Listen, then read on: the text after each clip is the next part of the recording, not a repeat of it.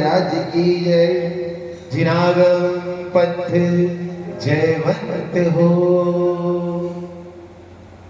गुरुदेव शांतिनाथ भगवान की जय हो। आज भक्तामल महामंगल विधान का दिन, अहो पुण्य सौभाग्य आप सभी का और हम सभी का। मुनिश्री के सानिध्य में भक्तामल महामंगल विधान, इसी से इस श्रृंखला में सबसे प्रथम मंगल दीप की अर्चना के लिए आगे सेंटे जा रहे। मंगल करण वीत राग विज्ञान, नमो ताहि जाते भये हरिहर। चलो ज्योत से ज्योत जगाते चलो, ज्ञान की गंगा बहाते चलो, ज्ञान की गंगा बहाते चलो। गुरुवर दयालु जगाते हमें, गुरुवर दयालु जगाते हमें, भगाते चलो मोह की निंदिया भगाते चलो। हम सबका परम सौभाग्य मुनिश्री की पावन देशना को सुनने के लिए हम यहाँ लोग श्री विराजमान हैं। अधिक विलंब ना करते हुए सभा को प्रारंभ करेंगे। सभी लोग अपने हाथ को श्रीफल का आकार दे लेंगे और मेरे साथ बोलेंगे। क्या बोलेंगे? निज चेतन को पाने मुनिवर रत्नत्रय आराधक हो, साम्य मूर्ति हो हे स्वामी तुम निश्चय सुख के साधक हो। अष्ट द्रव्य का थाल सजा तुम समीप में आया हूँ, बर्बादम पद पाने स्वामी तुम चरणों में आया हूँ। हे मुनिवर धन्य हो तुम, इतना परिचय सहते हो। हे गुरुवर धन्य हो तुम, इतना परिचय सहते हो। सर्दी और क्या वर्षा निज में ही तुम रहते हो। हे मुनिवर धन्य हो तुम, इतना परिचय सहते हो। ओम महाराज श्री विषम सागर मुनिदा श्री विषम सागर मुनिदा जला दिया गंगे पामती स्वाहा। सभी लोग मेरे साथ निवेदन करेंगे मुनिश्री के चरणों में। क्या निवेदन कर रहे हैं? सभी मेरे साथ दोहराएंगे। हे स्वामी, आपकी मंगल देशना कला हमें प्राप्त हो। इसी के साथ सही बोलेंगे मेरे साथ। हे स्वामी नमोस्तु नमोस्तु नमोस्तु। सभी लोग अपने दोनों हाथ जोड़ लेंगे, सिद्ध परमात्मा को नमस्कार करेंगे।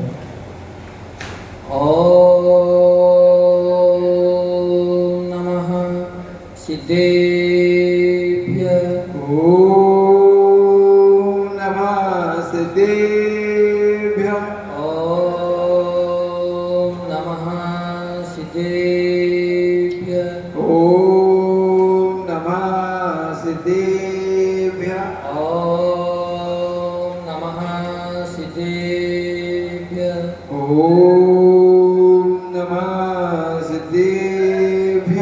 कारणमकारं जिणवर्वशेस्य वर्धमानस्य दंसन्मग्नं भोचामि जाकमेव समासे।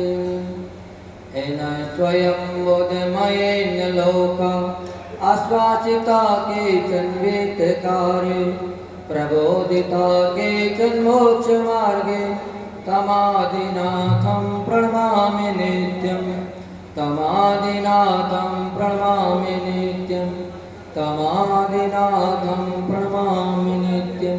गृहापान्तो नो नित्यं ज्ञानदर्शननायिका, चारित्राणो गम्भीरा मोक्षमार्गोपदेशिका, जो देवादेव भगवान श्री आदिनाथ भगवान की जय। जो देवादेव भगवान श्री अजितनाथ भगवान की जय।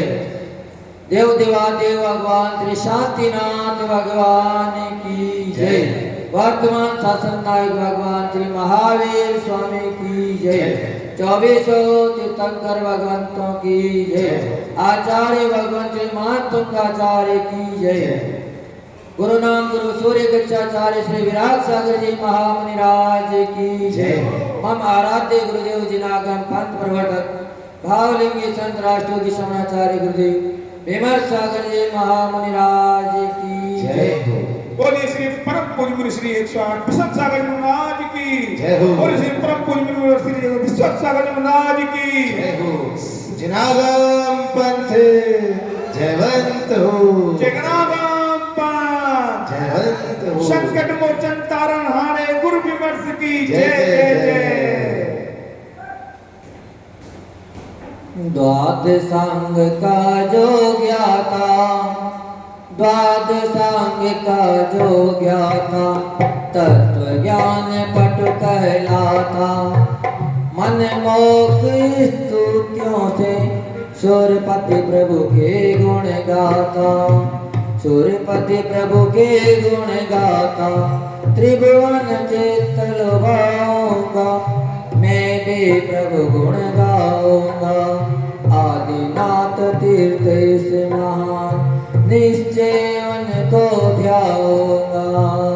प्रभु भक्ति ही संकल्प जगाए रे, जीवन है पाने की गोद कब मिट जाए रे। होने अनहोने होने अनहोने कब क्या घट जाए रे। जीवन है पाने की गोद कब मिट जाए रे। जय जय जनागम पंथो अनादि अनिधन जनागम पंथ जयवंत हो।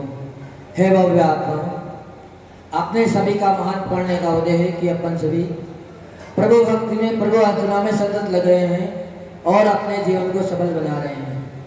क्योंकि जो भव्य जीव होता है वो भी प्रभु आराधना कर पाते हैं।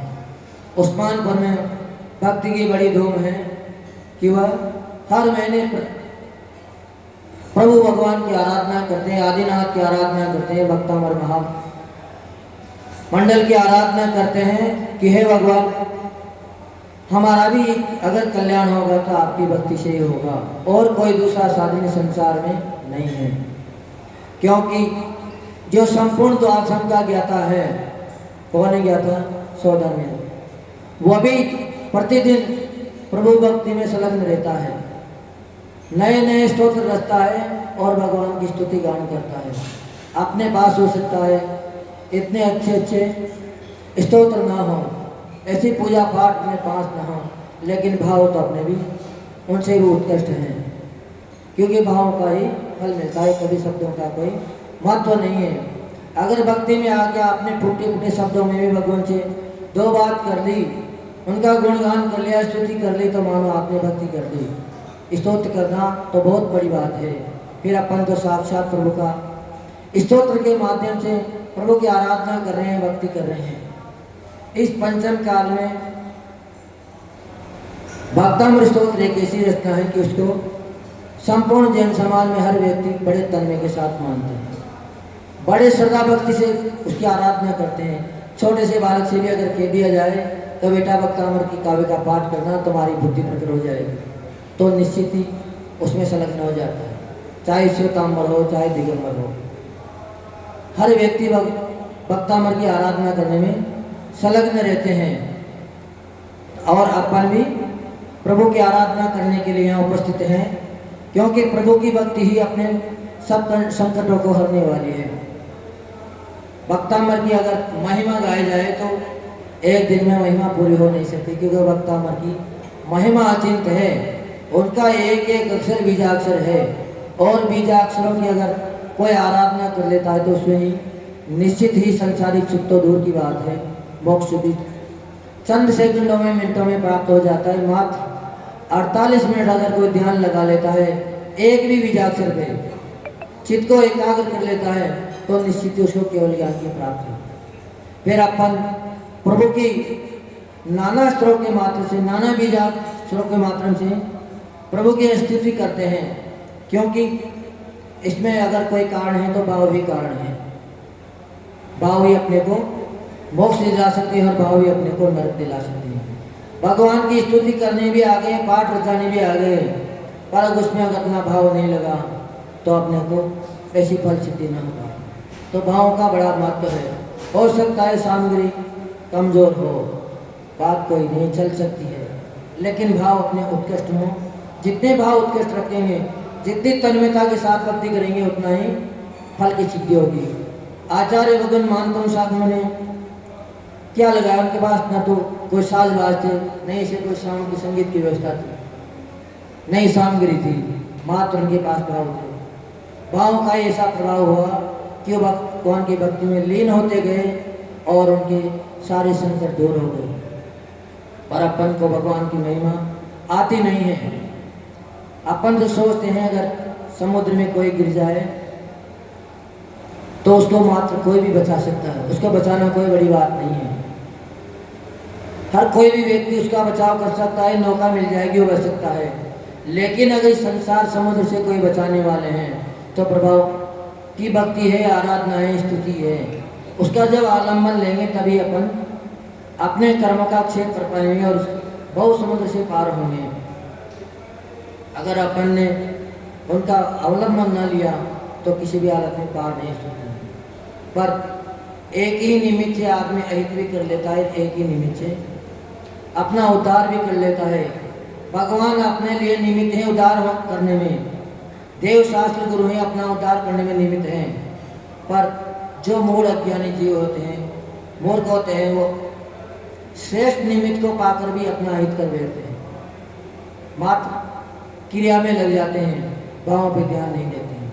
आए थे अभिषेक करने लग गए राग द्वेष, आगे पीछे की ओर लग गए कि पहले हम कर लेते, पहला नंबर हमारा था, आज तो तुमने पैसे कर लिया। तो कहाँ तो मिलना था असीम पुण्य, और कहाँ मिल गया राग द्वेष से पाप का अर्जन हो गया। क्योंकि भाव ही अपने को कर्मों से छुड़ाने वाले हैं और भावों से कर्मों का बंधन है। संसार अगर अपन देखें तो सभी कहते हैं कि संसार से छूटना चाहिए, संसार में नहीं रहना है। पर संसार आचार्य भगवान कह रहे हैं कि संसार है कहाँ, संसार कोई जगह का नाम नहीं है, संसार कोई पाताल में नहीं है, साई नरक में भी ना है, ना संसार स्वर्ग में है, ना मध्य लोक में है। आचार्य भगवान मानता हूँ स्वामी कह रहे हैं कि संसार तो अपने आत्मा में है। अगर अपने आत्मा में भाव खराब कर लिए, राग द्वेष के प्रणाम कर लिए, तो अपन संसार में ही उलझे हैं। और यहाँ रहते हुए भी अपने भावों को श्रेष्ठ बना लिया, उज्जवल बना लिया, अपने भावों को प्रभु की भक्ति में आराधना में लगा दिया, तो अपन यहाँ रहते हुए भी संसार से मुक्त हैं। क्योंकि संसार से मुक्त होना कोई बड़ी बात नहीं है। हर कोई संसार से मुक्त हो सकता है, पर होना ही नहीं चाहता। भावना तो करता है संसार से मुक्त होने की, और कार्य करता है संसार में डूबने का। जब तक अपन संसार में डूबने के कार्य करते रहेंगे, तब तक कभी भी पार नहीं हो सकते। आचार्य भगवान ने कहा है कि बहु जल्ले पत्ताम जनाना, ये बहु ही पतित करने वाले हैं। कौन से बहु? जो चार बहु अपन ने संसार में बना रखे हैं, देवगति, त्रियंच गति, नरक गति और मनुष्य गति। ये बहु ही संसार है, यही बहु समुद्र है। इसको ही समुद्र की उपमा दी है कि जैसे समुद्र का जल अथाह है, उसको तीरना बड़ा कठिन है, हर कोई उसको तीर नहीं सकता। कोई पुण्य आत्मा जीव ही उसको तीर सकता है, वो भी कब? जब प्रभु के आलम्बन ले लेता है, प्रभु की भक्ति का आलम्बन ले लेता है। तो कितना भी बड़ा समुद्र हो, उसको सहज में ही बिना नौके के भी तट के निकल जाता है। तो ये चारों ही गतियाँ समुद्र जैसी है, अपन को इनको सबको तीरना है। कैसे तीरेंगे? इसको तीरने में कोई नौका नहीं सहायता करेगी। नौका अपने को समुद्र से तैरा सकती है, किसी तालाब से तैरा सकती है, नदी से पार करा सकती है, लेकिन अगर भाव से पार कराने वाली है तो प्रभु की भक्ति है, प्रभु की आराधना ही है। अपन जितना जितना प्रभु की आराधना का अवलंबन लेंगे उतने ही अपना मन दृढ़ होता जाएगा, क्योंकि प्रभु की भक्ति अपने को संकल्प दिलाती है, और जिसके अंदर संकल्प आ जाते हैं उसके अंदर दृढ़ता आ जाती है, और दृढ़ता ही अपने को पार लगा देती है। अगर वह अपने नियम से च्युत हो जाता है, डगमगा जाता है, तो वह कभी भी बहु से पार नहीं हो सकता। समुद्र में नाव में बैठे हो, नाव चल रही है, बड़ी वेग से चल रही है, पर अकस्मात लहर आ जाए, तूफान आ जाए, अगर नाव डगमगा जा जाए तो क्या अपन पार हो सकते हैं? नहीं हो सकते। समुद्र पार करने में भी अपन को परेशानी आ जाएगी, अपन उसी नाव में नाव सहित ही अपन समुद्र में डूब जाएंगे। वैसे ही प्रभु की भक्ति है। प्रभु की भक्ति के अंदर संकल्प होना चाहिए, दृढ़ता होनी चाहिए। जितना संकल्प होगा उतनी ही आपकी दृढ़ता बढ़ती जाएगी। और अगर आपका नियम नहीं है, आपने नियम नहीं लिया, पर प्रतिदिन मंदिर आ रहे हो, किसी दिन आलस आ गए, प्रमाद छा गया, तो आप क्या सोचेंगे कि कोई बात नहीं, आज नहीं कल चले जाएंगे। पर अगर आपका नियम होगा कि हमारा तो प्रतिदिन का नियम है, हमें तो मंदिर जाना ही, अभिषेक करना है, तो फिर आपको आलस नहीं आएंगे। आपको वो नियम ऊर्जा देगा, शक्ति देगा कि जाओ बेटा तेरा नियम टूट जाएगा। अगर तो नियम तोड़ देगा तो तेरे को पाप लगेगा। तो नियम अपने को ऊर्जा देता है, संकल्प देता है।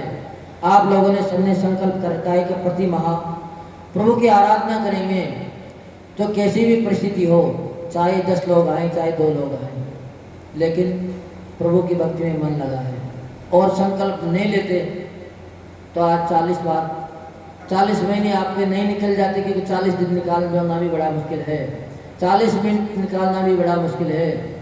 40 मिनट आदमी मंदिर में नहीं बैठ सकता, पर आप लोगों ने 40 महीने कैसे निकाल दिया पता ही नहीं लगा होगा। और आज 41वां दिन है अपना प्रभु की आराधना का। तो प्रभु की भक्ति में अपने को संकल्प जगाना चाहिए। निमित्त कोई भी हो, लेकिन अपने भाव उज्जवल बनाना चाहिए। अगर भाव उज्जवल है तो आप प्रशस्त निमित्त भी अपने को मंजिल पर पहुंचा सकता है। एक दृष्टांत आता है शास्त्रों में कि एक गांव में, एक नगर में एक वेश्या थी, बड़ी सुंदर थी, तन बिल्कुल सुंदर था, हष्ट पुष्ट थी, किसी रूप की रानी थी।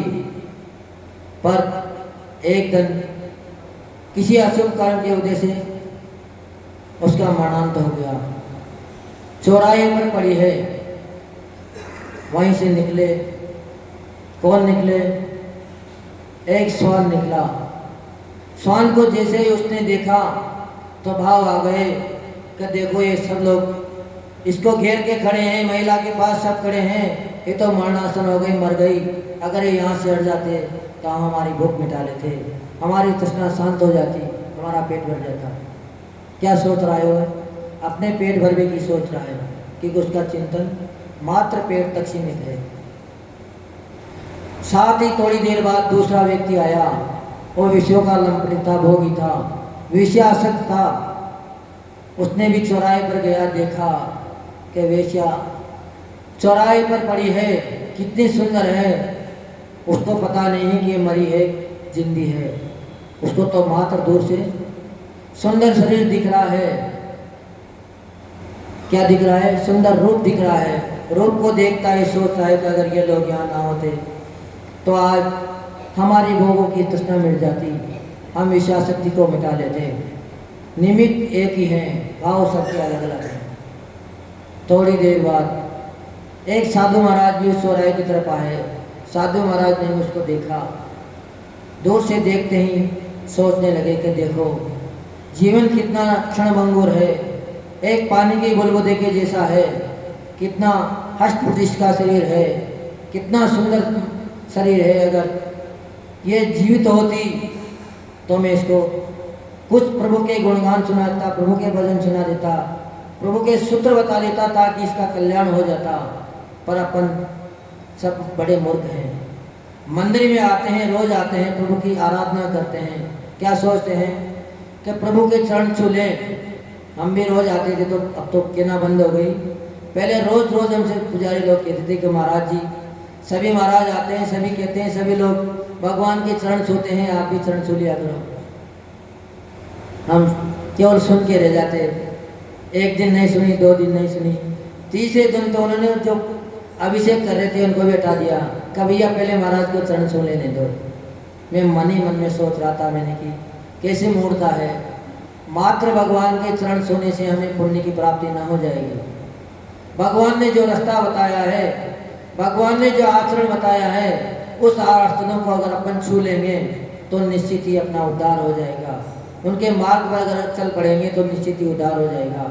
भगवान ने अपने को क्या बताया? 5 महाव्रतों में चलने की अपने को शिक्षा दी, 3 गुप्तियों को पालने की शिक्षा दी, हाँ नहीं दी, और 5 प्रकार का चारित्र अपने को दिया। अगर इस 13 प्रकार के चारित्र को अपन पाल लेते तो निश्चित ही अपना कल्याण हो जाता। पर अपन काय में लगे हैं कि भगवान का मात्र चरण छू लें, चरण छूने से अपना उद्धार हो जाएगा, तो ऐसा हो नहीं सकता। आप सुबह से शाम तक आ रहे हो, भगवान को बड़े एक कलश से नहीं 2-2, 3 दिन कलशों से नहला रहे हो, हवन करा रहे हो, नमन करा रहे हो, अच्छी बात ही कराना चाहिए। क्योंकि अभिषेक करने से आचार्य भगवान कहते हैं कि अपने एक जन्म को नहीं, जन्मों जन्मों के पाप नष्ट हो जाते हैं। और अभिषेक करके अगर भक्ति पाठ रचा लें तो कहना ही क्या, उसका तो फल ही अचिंत्य है। पर साथ ही आचार्य भगवान ये भी कहते हैं कि मात्र भगवान की प्रतिमा को रगड़ने से आपका कल्याण नहीं होगा। घर में अगर बूढ़े माँ बाप हैं तो वो भी अपना कर्तव्य है, उनको भी अपन यहाँ 2 गिलास से भगवान को स्नान करा रहे हैं, अभिषेक कर रहे हैं, वहाँ कम से कम 1 गिलास तो उनको भी पिलाई दें। क्योंकि भगवान आपको ये प्रतिमा आज भी यहीं मिलेगी, 5 साल बाद भी यहीं मिलेगी, ये कहीं उठ के जाने वाली नहीं। क्योंकि इसको अपन ने स्थापित कर दिया, अचल कर दिया कि अचल प्रतिमा कभी भी हिलती नहीं है, अपन उसको हिलाते नहीं है। हो सकता था अगर दूसरी प्रतिमा होती तो यहाँ से उठा के दूसरी पास ले जाता, पर अपन ये कभी भी विचार नहीं करते हैं कि जिसको अपन 1 गिलास पानी नहीं पिला रहे हैं, जिसने अपने को इस लायक बनाया है, सेवा पूजा के लायक बनाया, अपने को संस्कार दिए हैं, उनको अपने 1 गिलास पानी नहीं पिला रहे हैं, उनके मन से क्या दुआ निकलेगी? तो अपन सब समझे निमित्त एक हैं, प्रभाव सबके अलग अलग हो सकते हैं। कोई भगवान की पूजा करके चाहता है कि हमारी बीमारी का अंत हो जाए, कोई भगवान की पूजा करके चाहता है कि हमारा व्यापार धंधा अच्छा चल जाए, हमारी शादी हो जाए, हमारा परिवार बस जाए। और तो कोई चाहता है कि हे भगवान आपकी भक्ति करने से हमारे सभी कर्मों का क्षय हो जाए, ताकि हम भी आपकी जैसी अत्यंत सुख को प्राप्त हो जाएं। तो अपन को निमित्त एक है, लेकिन सोचना क्या है, भाव कैसे बनाने ये अपने पर निर्भर है। अपन जैसा भाव बनाएंगे, जैसा विचारेंगे, वैसा ही अपने को फल मिलेगा। भक्तामर की आराधना आपको सुखी तो बनाएगी, ये तो निश्चित है। ऐसा हो नहीं सकता कि आप भगवान की आराधना करो और आपके जीवन में सुख ना आए, आपके जीवन में फूल ना खिले, ये तो कभी आज तक हुआ नहीं है। लेकिन जो जैसे भावों से भगवान को पूजेगा, जैसे भावों से भगवान की आराधना करेगा, फल सबको वैसे ही मिलेगा। सबको एक जैसे फल नहीं मिल सकते। एक शिष्य, गुरु के 10 शिष्य हैं, सभी आराधना कर रहे हैं, गुरु की सेवा कर रहे हैं, प्रभु की आराधना सभी कर रहे हैं, गुरु की सेवा सभी कर रहे हैं, लेकिन फल उसी को ही मिलेगा जो निष्काम भाव से गुरु की सेवा कर रहा होगा। अगर गुरु शिष्य की निगाह है क्या गुरु जल्दी चल वैसे तो उनका सिंहासन हमें मिल जाए, उनकी पदवी हमें मिल जाए, उनका पद हमें मिल जाए, तो उस शिष्य का कभी उद्धार नहीं हो सकता। और मात्र उसके अंदर आकांक्षा नहीं है कि हमें तो मात्र प्रभु की सेवा करनी है, हमारे जो कर्मों का क्षय हो, अगर मिले तो जैसा प्रभु ने पाया है वैसा ही हमें मिले, तो निश्चित ही उसको भी वैसा ही मिलता है। लेकिन वो कार्य के प्रति होना चाहिए पूर्ण निष्ठा, लगन, समर्पण। और जो हम देख ही रहे हैं, हम कई बार कहते थे कि पंडित जी इतने समय तक चल जाएगी बात, तो भैया जी कहते हैं कि कोई बात नहीं, प्रभु भक्ति भी हमें वही पुण्य दिलाएगी, और प्रभु की अगर देशना सुनेंगे तभी हमें वही पुण्य। कोई विकल्प नहीं है, समय की कोई पाबंदी नहीं है, आप तो मात्र भक्ति करनी है हमें। हम तो भक्ति में आए, हमें कर्म का क्षय करना है, चाहे कैसे भी हो। तो अपने को जीवन में संकल्प जगाना चाहिए। प्रभु भक्ति में आए हैं तो पहले से ही संकल्प जगा लेकर जब तक मंदिर में रहेंगे, प्रभु की आराधना करेंगे, हम किसी का दूसरे का चिंतन ना करेंगे या हम वहाँ नहीं देखेंगे, मात्र आपकी भक्ति में संलग्न रहेंगे। क्योंकि संकल्प अगर हो जाता है तो निश्चित ही मंजिल मिल जाती है, और संकल्प नहीं होता है तो आदमी डामाडोल हो जाता है। आपका ने संकल्प लिया, इसका ही कारण है कि आप 41वें पार तक पहुंच गए। अगर संकल्प नहीं होता तो किसी भी हालत में आप 41 तो क्या 4 तक भी बड़ी मुश्किल से पहुंच पाते। पर संकल्प हो जाता है तो निश्चित ही आदमी अपने बहुत समुद्र से पार हो जाता है। दृष्टांत आता है मनोवती का। एक साधारण सी बालिका थी, हाँ, मुश्किल से हमारा टाइम फिक्स है, हम टाइम से आगे कभी भी नहीं निकलते हैं, है ना। बिल्कुल बिल्कुल। तो उसने मात्र क्या जगाया था? संकल्प जगाया था। एक संकल्प के आधार से वो डिगी नहीं। कितनी समस्या परिवार वालों के सामने खड़ी हुई, सबने रोकने का कष्ट परेशान किया, सबने विचलित करने का प्रयास किया, लेकिन वो एक संकल्प से ही देवता भी उसकी सेवा में हाजिर हो गए, उसकी प्रतिज्ञा को सफल करने के लिए तैयार हो गए। ऐसे ही अपन का भी संकल्प दृढ़ता के साथ आगे बढ़ता रहे, ताकि अपन क्या करते रहें? प्रभु की भक्ति करते रहें और अपने जीवन को सफल बनाते रहें। इसलिए भगवान प्रभु आदिनाथ की अपन स्तुति बड़े मनोवेग से करें। हमारा भी पुण्य का उदय है कि हमें भी यहाँ तो योजना बनानी पड़ती है विधान कराने के लिए, समिति से कहनी पड़ती है कि भैया विधान रचा लें ताकि हमारा भी पुण्य बढ़े। पर यहाँ उस्मानपुर जैन समाज में ऐसा उत्साह है कि बिन बुलाए ही मेहमान आ जाते हैं, बिन बुलाए ही पुण्य प्राप्त करने का संकल्प अपने पास आ गया। अरे नहीं नहीं, ऐसी बात नहीं। जितना पुण्य आपका उदय है उतना भी हमारा भी है, नहीं तो हर जगह नहीं मिलता है। तो अपन सभी आज प्रभु आराधना करेंगे, भक्ति आराधना करके अपने जीवन को सफल बनाएंगे। जय हो परम पूज्य बाहुलिंग संत राष्ट्रयोगी शमनाचार्य गुरुदेव विमर्श सागर जी महामुनिराज की जय हो। श्रवण श्री विषम सागर जी गुरुदेव की, श्रवण श्री ईश्वर के सागर जी गुरुदेव की।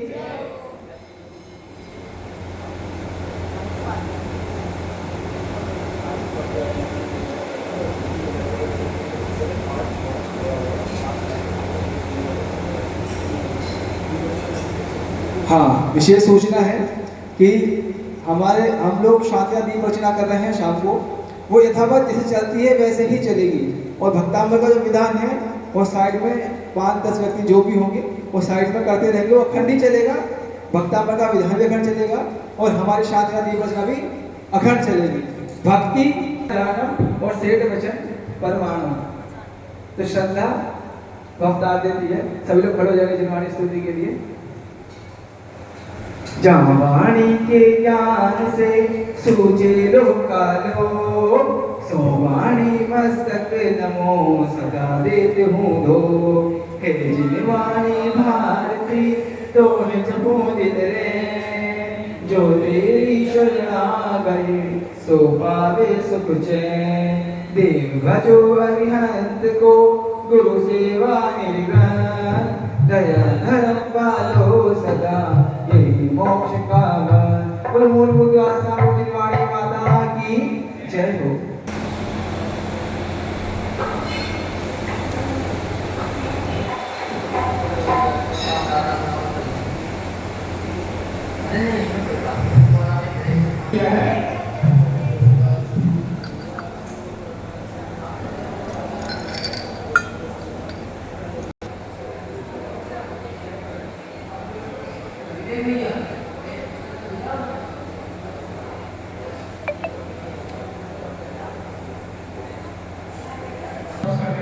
ओम नमस्ते सर्वसुप्रभा, ओम नमस्ते सर्वसुप्रभा, ओम नमस्ते सर्वसुप्रभा, ओम नमस्ते सर्वसुप्रभा, ओम नमस्ते सर्वसुप्रभा, ओम नमस्ते सर्वसुप्रभा, ओम नमस्ते सर्वसुप्रभा। स्वाहा। मंगल भगवान मंगल भगवान मंगल गुरुदेव जय गुरुदेव। ओम रामी मंगलम सर्वप्रोभ्यम स्वाहा। जीवन में करेंगे इस प्रकार हुए हैं।